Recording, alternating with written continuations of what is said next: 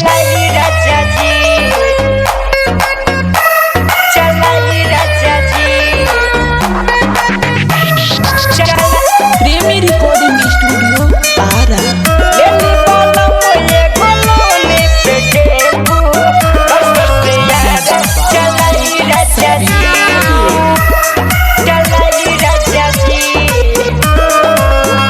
शादी कोइले बानी कर जाबा ढेर रानिया, परदेश चली धकेरेले राजधानिया, परदेश चली धकेरेले राजधानिया। शादी कोइले बानी कर जाबा ढेर रानिया, परदेश चली धकेरेले राजधानिया।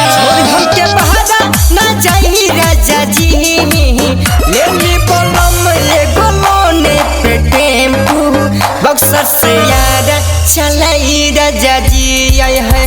लेली बोलो मुझे गोलोने पे टेम्पू, डुमराव से सरैया चलाई राजा जी, चलाई राजा जी, चलाई राजा जी। लेली बोलो मुझे गोलोने पे टेम्पू, बक्सर से यार चलाई राजा जी।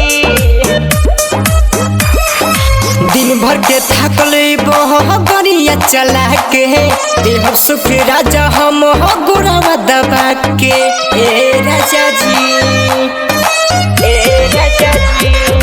मेहनत ज्यादा पड़ी कम मिली पैसे, घर परिवार बोला चली जाने कैसे। कोई कुछ नहीं हर से मंगवाई राजा जी, लेली बोलो मुझे गोलोने पे टेम्पू, चौंगाई से बगेन चलाई राजा जी। लेली बोलो मुझे गोलोने पे टेम्पू, रघुनाथपुर से ब्रह्मपुर चलाई राजा जी। ए जी चलाई ना, चलाई राजा जी,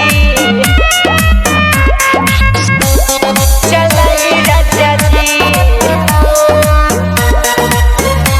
प्रेमी रिकॉर्डिंग स्टूडियो तारा। लेली बोलो मुझे गोलोने पे टेम्पू, बक्सर से यार चलाई राजा जी।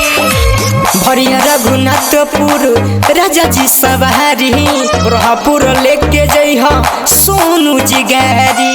ए राजा जी, हाँ हाँ है।